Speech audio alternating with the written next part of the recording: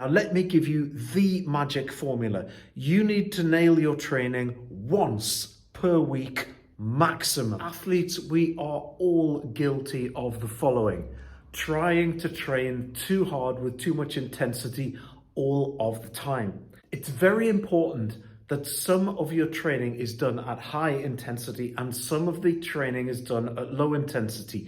We need both stimuli. It is not sufficient to only have high intensity stimulus. We also need low intensity stimulus. Now, where we can be guilty is trying too hard all of the time. Now, let me give you the magic formula. You need to nail your training once per week maximum. The other training sessions that you do should be all working towards nailing it once per week. If you're nailing your training every single day, in fact, you're not nailing it at all. You're actually training sub-maximally.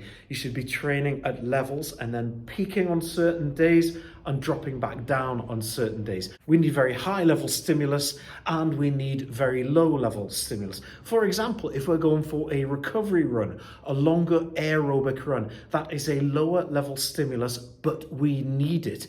If we were doing heavy, high intensity weights or sprints or something like that, then that is high intensity stimulus, and we need both stimuli. We can't get away with just one. Now, a good periodized program is going to balance those things throughout the year, but the session that you need to really nail it on is your technical session. So if you are a boxer, it needs to be in your sparring session, not on the bags, not on the run. You shouldn't be nailing it every single session. You should be nailing it on your technical session.